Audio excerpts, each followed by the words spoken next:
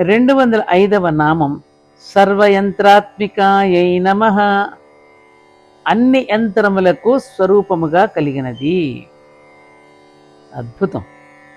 ఈ నామం ఎంత లోతైనటువంటి అర్థం ఉందంటే దీనికి, యమించువానిని ఎంత అని, నియమించువానిని నియంత అని, యమింపబడిన దానిని యంత్రము అని అంటారు. యంత్రపదానికి ఉన్న ఈ అర్థాన్ని బట్టి శరీరంలో పనిచేసే అన్ని భాగాలు కూడా బయట పనిచేసే పరికరాలు పనిముట్లతో పాటు యంత్రాల క్రిందకే వస్తాయి.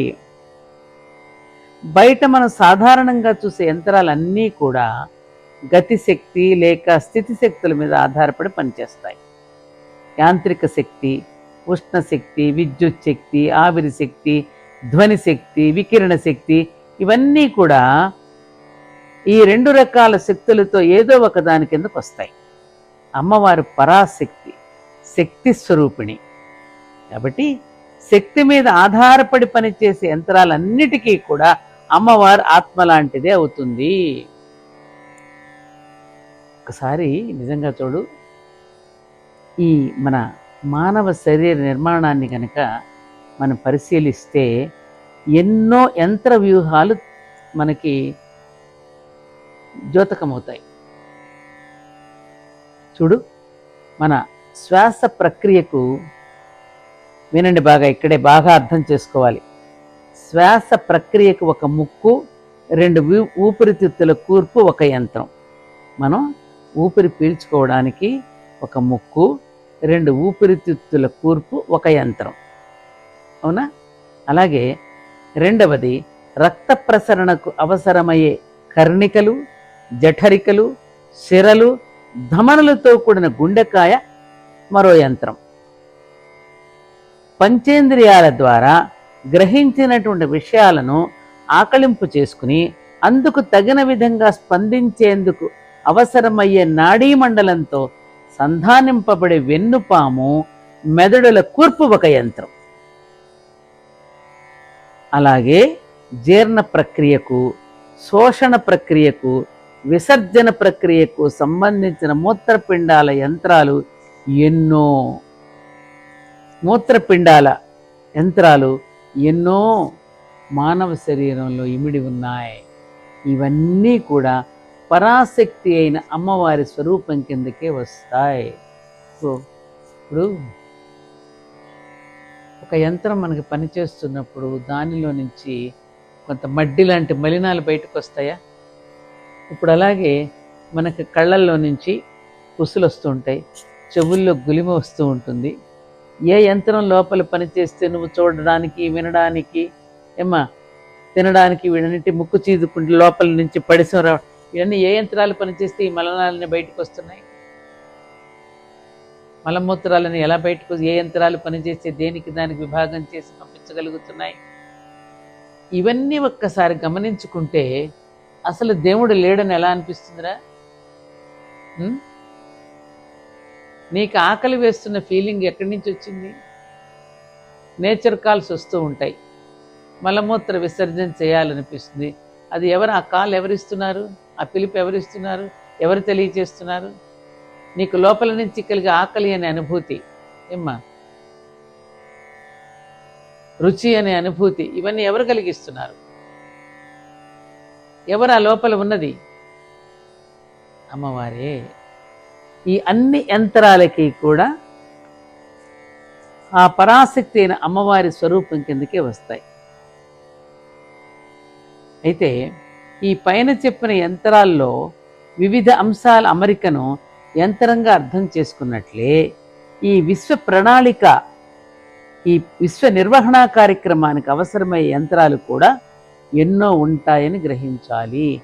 భూమి తన చుట్టూ తాను తిరుగుతూ సూర్యుడు చుట్టూ తిరుగుతున్నాడా? మరి అది కూడా ఒక యంత్రమేగా. ఇటువంటి యంత్రాల్లోని వ్యూహాన్ని, అమరికను సంక్షిప్తం చేసి రేఖలు, చాపాలు, వృత్తాలు, అర్ధవృత్తాలు, కోణాలు, త్రిభుజాలు, చతుర్భుజాలు మొదలైన వాటితో ఉండే రేఖాగణితాత్మక చిత్రాలతో రూపొందింపబడేవే వాస్తవిక ప్రస్తుత నామంలో చెప్పబడిన యంత్రాలు. అందుకే కదా నాన్న అందుకనే మనం ఈ విశ్వ నిర్వహణకు దోహదపడేటటువంటి సకల దేవతలను ఇటువంటి యంత్రాలతో సమన్వయపరిచి మనం పూజించడం కూడా సంప్రదాయంగా వస్తున్న ఆచారాన్ని కూడా మనం చూస్తున్నాంగా. ఇది శ్రీచక్ర యంత్రం వేసి, గణపతి యంత్రం వేసి మన గుళ్ళో చేయలా? ఆ యంత్రాలకి పూజ. గణపతి యంత్రం, లక్ష్మీ యంత్రం, మత్స్య యంత్రం మొదలైనవన్నీ ఇలాంటివే. వీటిలో కొన్నింటిని చక్రాలను కూడా అంటారు. శ్రీచక్రం అలాంటి కోవలోకే వస్తుంది. అంటే విగ్రహం దేవతకు స్థూల రూపమైతే తత్సంబంధమైన యంత్రం ఏమో సూక్ష్మ రూపం అవుతుంది. కాబట్టి ఉపాసకుని యొక్క మనసులో పైన చెప్పిన సత్సంబంధ దేవతా యంత్ర వ్యూహం కారణ రూపం అవుతుంది. కాబట్టి అన్ని యంత్రాలకు అమ్మవారు ఆత్మ వంటిదని ఈ నామంలో సర్వయంత్రాత్మిక అని చెప్పబడింది. అన్ని యంత్రములకు ఆత్మస్వరూపంగా గలది అని ఈ నామానికి అర్థం. అందుకే బైందవాసన అనే నామం కూడా ఉంది అమ్మవారికి. అమ్మవారి యొక్క 206వ నామం సర్వతంత్ర రూపాయై నమః. అంటే అన్ని తంత్రాలను తన రూపంగా గలది అని ఈ నామానికి అర్థం. అంటే తంతు అనేటటువంటి సంస్కృత పదానికి సంబంధించిన తెలుగు పదమే తంతువు. తంతు అంటే ఏమిటి? సూత్రం లేదా దారం అని కూడా అర్థం. తంత్రం అంటే విధి విధానం అని అర్థం. అంటే మనం కొన్ని పూజా కార్యక్రమాలు, యజ్ఞయాగాది క్రతువులు, అలాగే శుభ సంస్కారాలను చేసుకునేటప్పుడు అవలంబించేటటువంటి ఒక పూజా విధానాలు ఉంటాయి కదా, అవన్నమాట. దీన్నే మన తెలుగులో తంతు అని కూడా అంటూ ఉంటారు. మనం నిర్వహించేటప్పుడు చెప్పే మంత్రాలతో పాటు ఈ తంతు కూడా తప్పకుండా చేయాలి. ఇప్పుడు మామూలుగా సాధారణంగా మనలాంటి గృహస్థులకి మంత్రాలు తెలియకపోవచ్చు, కానీ ఆ చేసే విధానం మాత్రం తెలుసు. ఆ విధానాన్ని తంతు అంటారు. అంచేత మంత్రజ్ఞానం అంతగా లేనటువంటి పురోహితులు ఏం చేస్తారు? తంతు విషయంలో మనలాంటి వాళ్ళని తృప్తిపరిచి గృహస్థులను ఆకట్టుకుంటూ ఉంటారు. అర్థమైందా? దాన్నే తంతు. అందుకని అలాగే అమ్మవారు కూడా ఇక్కడ అన్ని తంత్రాలను తన రూపంగా కలిగిందంటే ఏమిటి? ఇప్పుడు దేవతకేమో విగ్రహం స్థూల రూపం,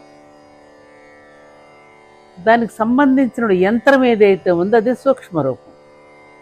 ఇప్పుడు మీరు గమనిస్తారా, మనం గుమ్మంలో ముగ్గులు వేస్తూ ఉంటాం. ఆ ముగ్గుల్లో కూడా అనేక రకాల యంత్రాలను వేస్తూ అలంకరిస్తూ ఉంటారు. అది సూక్ష్మ రూపం. అందుకని కొంతమంది సాధకులు యంత్రాన్నే పూజ చేస్తూ ఉంటారు. ఒక రకంగా చెప్పాలంటే అర్థమయ్యేటట్టు ఈ యంత్ర వ్యూహ తంతువులు ఏవైతే ఉంటాయో అవి నాడులు లాంటివైతే, యంత్రంలో ఉన్న గీతలు నరాలు లాంటివి. అంటే వాక్కు యొక్క రూపంలో తంత్రం ఉంటే రేఖా రూపంలో యంత్రం ఉంటుందన్నమాట. ఇప్పుడు శ్రీచక్ర యంత్రం చూడు, రాగిరేఖల మీద యంత్రాలు వేస్తూ ఉంటారు. అది రేఖలతోనే కదా చూపిస్తారు, రేఖలతోనే కదా గీస్తారు. కాబట్టి వాక్ రూపంలోనేమో తంత్రం ఉంటే రేఖా రూపంలో యంత్రం ఉంటుంది. అందుకని వీటి వామకేశ్వర తంత్రం అని, నిత్యోత్సవ తంత్రం అని, శైవ వైష్ణవ శాక్త తంత్రాలన్నీ కూడా ఈ పరిధిలోకి వస్తూ ఉంటాయి. ఇక్కడ జ్ఞానాన్ని విస్తరింపజేసే శాస్త్రాలే తంత్ర గ్రంథాలని దీని అర్థం. ఇది ఒక రకంగా చెప్పాలంటే మన ఇంద్రియాలు, మన మనోబుద్ధుల యొక్క సంస్కార వికాసానికి ఉపయోగపడే ఒక విజ్ఞాన శాస్త్రం అని చెప్పుకోవచ్చు. చిదగ్నికుండ సంభూత అని ఒక నామం ఉంది కదా, అలా చిదగ్నికుండ సంభూత అయినటువంటి అమ్మవారు జ్ఞాన విగ్రహ, జ్ఞానాజ్ఞేయ స్వరూపిణి. కాబట్టి జ్ఞాన సంబంధమైన తంత్ర గ్రంథాలన్నీ కూడా అమ్మవారి రూపానికి చెందినవి అవుతాయి. అసలు అమ్మవారికి స్వతంత్ర అనే నామం కూడా ఉంది. ఆ నామ వివరణ వచ్చినప్పుడు సౌందర్యలహరి శంకరాచార్యులు గారు చెప్పినటువంటి చతుషక్ష్యాతంత్రై స్వతంత్రేతే తంత్రం అన్న శ్లోకంలో కూడా ఆ విషయాలను శాస్త్రి గారు సౌందర్యలహరి పుస్తకంలో చాలా అద్భుతంగా వివరించారు. ఏది ఏమైనా దీనికి సూక్ష్మంగా అందరికీ అర్థమయ్యేటట్టు చెప్పుకోవాలి అంటే అన్ని తంత్రాలని ఎవరు ఏ రకమైనటువంటి పూజాధికాలు తంతువులు తంత్రాలను నిర్వహించినా అవన్నీ కూడా తన రూపంగానే కలది అని ఈ నామానికి అర్థం.